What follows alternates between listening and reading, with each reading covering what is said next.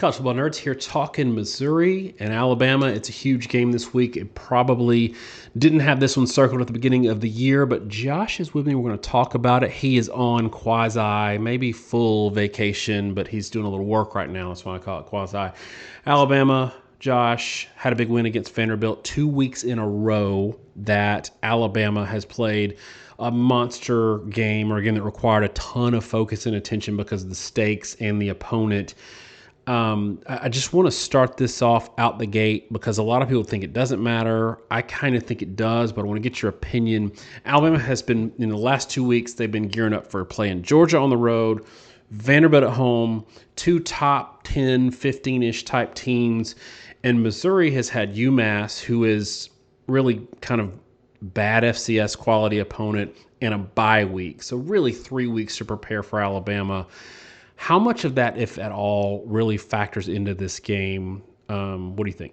I do think it matters. At some point when, you're coming fresh and the other team is in a long string of hard games, you end up dropping one. I mean, it's kind of what happened last year to Oklahoma. They were on a really tough stretch of their schedule. They feel like they finally cleared enough hurdles to get through LSU, they get through Missouri, they go to Oklahoma, and, suddenly they place an Oklahoma team that was on bye, changed their offense in the bye week, which was part of it, and then just punked Alabama in the first half. And of course, Jalen Milroe, just bluntly kind of threw the game away trying to throw, went to RPO mode. They couldn't run it, and dug themselves a huge hole. So I do think it's a pretty big factor. Scheduling's a big deal. Like you said, there's a lot of games to cover this week. And to a certain degree, we kind of hated doing Alabama 3 weeks in a row when we knew people are going to gripe about it. But it is kind of the biggest game. I mean, Alabama, top 10 team, Missouri, top 15 team. The other one, I guess we could have done really, and maybe we'll still find time to do it later this week, but it's going to be difficult with my travel, is Indiana, Oregon. The problem there is I feel like we know maybe just as little about that game. But, given who watches it, at least we're going to start with Alabama and Missouri. Um, I will go ahead and lead into the discussion a little bit, Daniel, because I think there's some interesting things to suss out. And one is you talk about how hard the opponents have been in a row. The other side of it is it's been hard in a row, partly because Missouri hasn't played nobody, y'all, right? I mean, they had the one game against South Carolina. The rest of the schedule has been incredibly weak. Our model loves Missouri, and I'll say right out the gate, our model has Missouri 26, Alabama 17. But as our model says right at the top, teams with overly weak schedules will be overvalued. They just will be. It's a problem with modeling. And the reason being, and we had a long discussion of this in the recap, so I'd encourage you to go back and watch that if you haven't. It's probably our best content on a weekly basis. But in short, models have an issue because from a points perspective, from a performance perspective, most teams in college football, especially teams that operate at a high level, when they play inferior competition, if you operate at a high level, you will destroy that competition because everything's easy. When you start playing equal to good to better talent at various positions, where you play a team that's as talented as you or more than talented than you can operate at a high level and fail. You can operate at a high level and fail because, if you're running RPO and your guys can run by their guys, you toss it and score touchdowns. Ohio State fans are all big mad at us right now because I made the point to say, hey, it's fair to be a little concerned about the deep game for Ohio State. I pointed out they were 98th in passes over 98 yards. They only had 9 throws through the Washington game. It's 4 games with 9 passes over 20 yards, which is crazy. And a couple of those were like screen passes too, right? And they say, oh, look, Minnesota, we blew them out. And look, they like a lot of people took that wrong to say that he can't throw the ball 45 yards, which was never the point. I made the point that I don't think he'd thrown a pass that had gone more than 45 yards, but it wasn't they can't. It was just they're not really throwing it downfield. But when you watch Ohio State versus Minnesota, man, the corner's just like standing there. The guy's running by him. That's been Missouri's whole schedule. I can't take anything from that. Like I can't take anything from it. I mean, when you're running by Louisiana, even Kansas, 42-31, they give up a lot of points. Kansas's defense is terrible. Certainly Central Arkansas, UMass, there's no friction there. So you start having to look really overly heavily at the South Carolina game, at the Kansas game. And Daniel, South Carolina, Sellers threw 18 of 28 passing, 302 yards, 10.8 per, 2 touchdowns. I mean, they couldn't run the ball. Negative zero point 0.4 yards per carry. I mean, they only ran it for negative 9 yards. One of the reasons our model loves Missouri is it has, Missouri right now, the number one run defense in the country. They're holding teams to 1.6 yards per. That's a pretty sane thing. But the problem is South Carolina has struggled themselves with defending the run and running the football way more than you would expect. Sellers has been, banged up. I don't know what to make of Missouri. And Daniel, I mean, help me out here. I mean, what do you think of Rabula? What do you think of the running backs? Because I already know, are they great or are they great relative to a team that's clearly in the top 10, top 15 overall talent space like Alabama? So I think it's a little bit of a mixed bag. I think that at quarterback, Prabula is a guy that, even with that weaker schedule, although I think 29 putting up 29 on South Carolina with Sellers, given that that offense is going to have the ball some too, is nothing to scoff at. I think that was a good win against South Carolina. But on the whole, this year you got Central Arkansas, Kansas, Louisiana, UMass, and he's still not even an 8 yard per attempt guy. And again, people accuse us of just looking at box scores. That's not what we do. If you watch him play, it makes sense why he's good in this offense, but wasn't challenging for a starting job at the previous stop. On the other hand, Hardy's a dude. Like Hardy needs to be in New York for the Heisman Trophy, celebration, if not win it. Like he's one of the best players in the country. He is legit. And it's not just because of competition. If you watch him play, he sheds tackles. He is successful against good fronts in a way that frankly Alabama hasn't had until they got Jim Miller back, and he's really impressive. He can do some stuff outside of just straight runs that I think is going to give Alabama trouble. The one thing I'll say in talking about Missouri, because I think they're a very good football team, and I think their defense is a little bit undersold right now.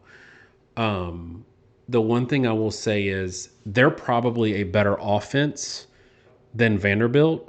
But for Alabama, even though Alabama has had their problems with run fits this year, I don't think their offense, because of, it's not purely pro style, but it's a little more traditional in the way they approach things versus how Florida State and Vanderbilt do. And those are the kind of offenses that traditionally don't give this Alabama defense a lot of trouble. And from that standpoint, I think it does neutralize how effective they're going to be in the run game, because a lot of those, I still think they're going to be effective, but a lot of the poor run fits we've seen from Alabama have been it has been because their defense is a little bit on roller skates and having trouble with edge contain because of the multiple looks and the non-standard offense that they're having to face. I mean, it's interesting because last year I felt like Missouri was an example of the type of offense that Alabama was actually more successful with. I mean, I've talked a lot. I don't know what to make of Alabama defensively. I'm not high on their defensive coordinator. I think Womack, I don't even know if his scheme is bad, but they don't execute it well. Their eye discipline's poor. It's why they gave up points early to Vandy. It's why they lost to Florida State. They are somehow sometimes worse than their parts. But where they really succeed is on the very modern RPO based offenses. And I think it's because they do kind of flow and they float a lot defensively.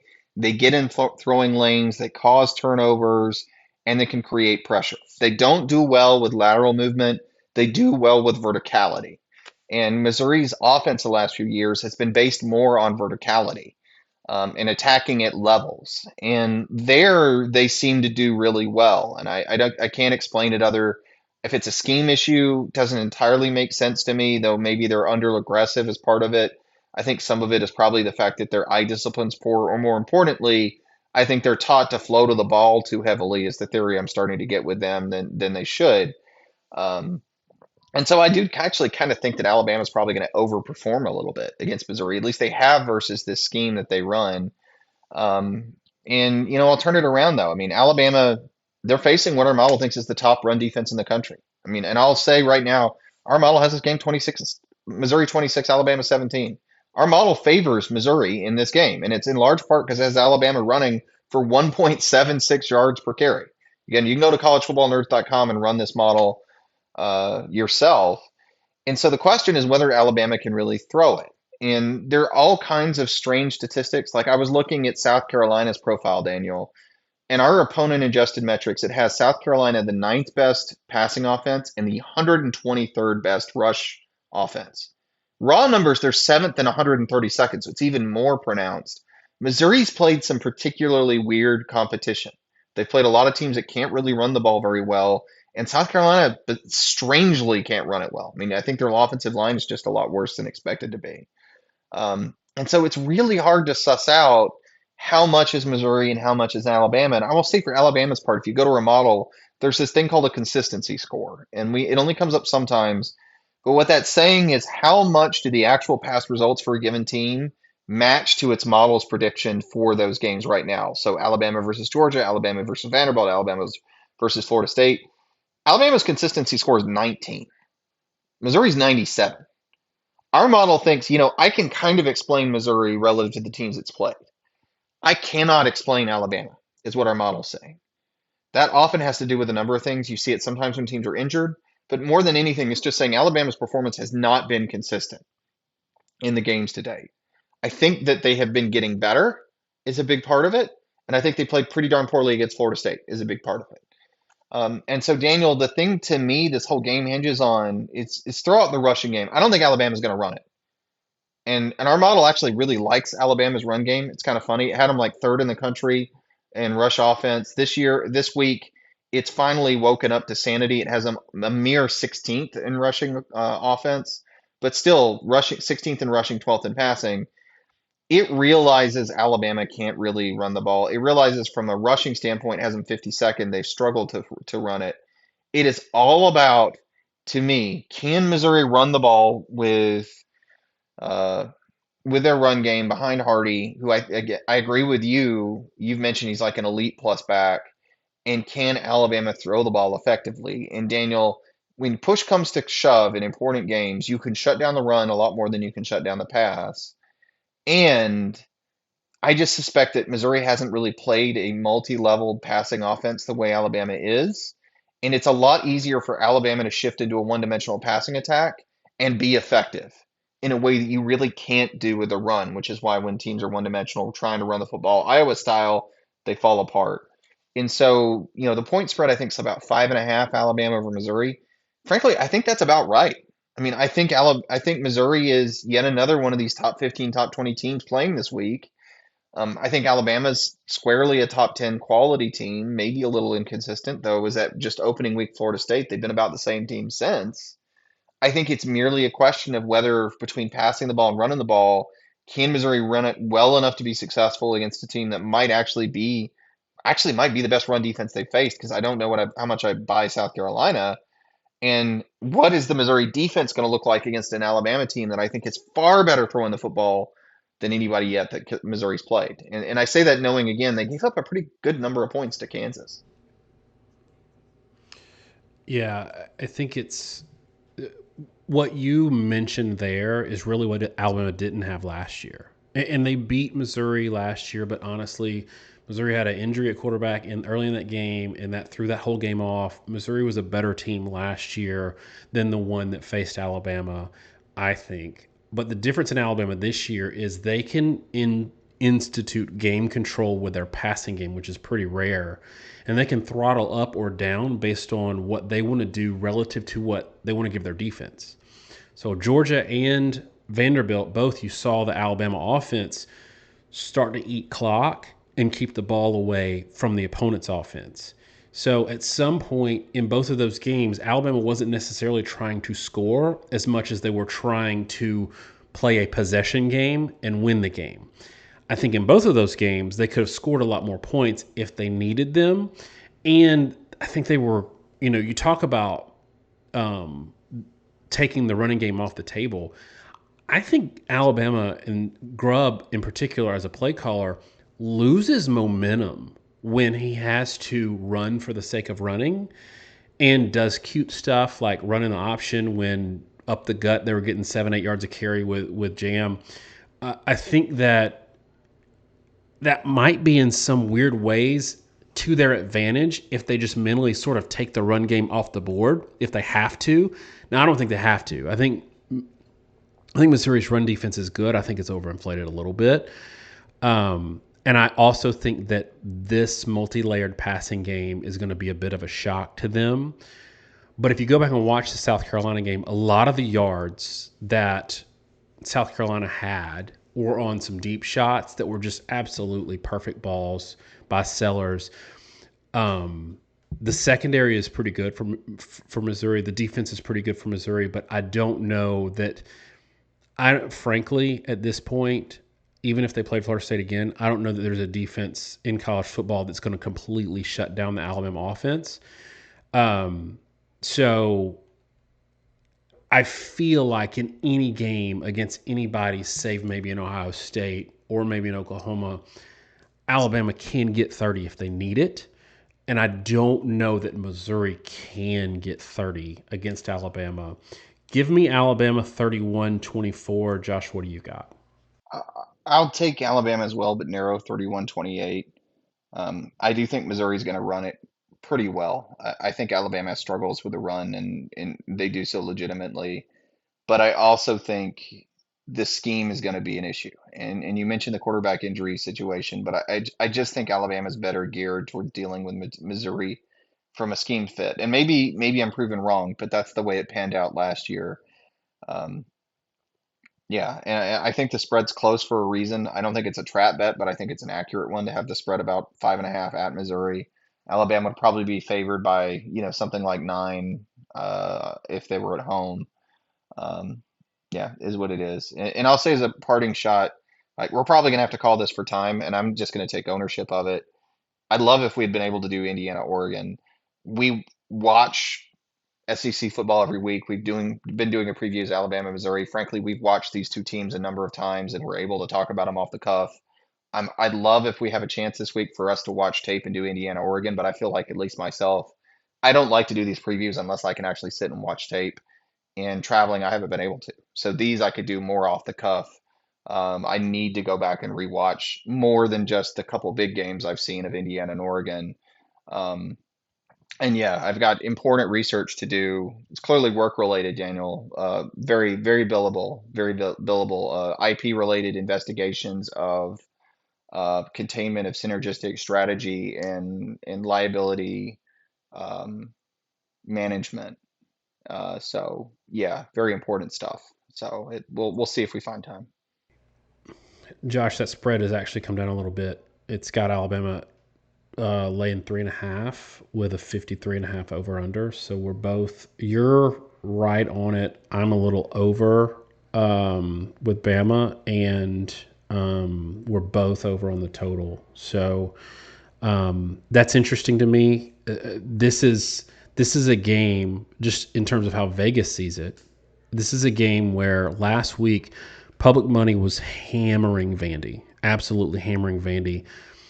Bought the spread down to maybe a point over the course of the week, down to like 9.5, and then Friday it shot back up to 12 when the sharp money hit. This is not a game that Vegas thinks is going to be more comfortable. If that Alabama Vanderbilt game was a comfortable one, they think Vegas thinks Missouri is a much better team, or at least can capitalize on having 3 weeks to prepare for Alabama and it being at home. I do think an 11 a.m. kick is going to take a little bit of that crowd out of it, but it's interesting what Vegas sees it as nonetheless. Yeah, I mean we have Missouri fifth in our rating system. We've got Vanderbilt seventh and Alabama 10th. Our rating system, yes, still has Vanderbilt ahead of Alabama due to weak opponents being or weak schedules kind of overvalue you a little bit, and that's part of it. Partly Vanderbilt's been dominant; they were leading the SEC in scoring. Um, Our model loves Missouri. Most power ratings really do love Missouri right now. I think they're a legitimately great football team. I again, there's a reason my pick 31-28 is in line with the Vegas. I think that's about what it is away. And in that vein, if Missouri beats Alabama, it's not going to be, I don't think it's going to be some weird scheduling fluke. It's going to be that they're really good. But at the same time, I don't know what to make of South Carolina. I have serious questions with them, and South Carolina and Kansas are kind of the two games for Missouri, really. And so this is a big, interesting game to me from a perspective of not knowing who they are. But I think what Vegas is signaling is they think a little bit like our model, and we do. Missouri's a legit, again, another one of these legit top 15 teams we've talked about a lot this week. Missouri's in that realm. They're just not on many people's tongues yet. This is a much bigger game than people are giving it credit for. And again, you talk ratings, like we can talk Indiana, I mentioned Indiana, kind of apologize that we're not covering Indiana, Oregon, at least early this week. But when you talk polls, Missouri's sitting down there at 14th at 5-0. Daniel, I fully think Missouri's better than Georgia Tech. I think Missouri might well be better than Indiana. And so even though Indiana, Oregon is more highly ranked, two top 10 teams from a power rating standpoint, like from our model standpoint, yeah, Oregon's second, Indiana's first right now in our model. But Missouri's not that far back there at fifth. All right, y'all. You know the drill. Let us know what you think the score is going to be, and let us know if you think that huge layover with UMass and a bye week ahead of Alabama while they were playing really good teams is going to matter in this game. Thanks so much, y'all. Have a great week, and God bless.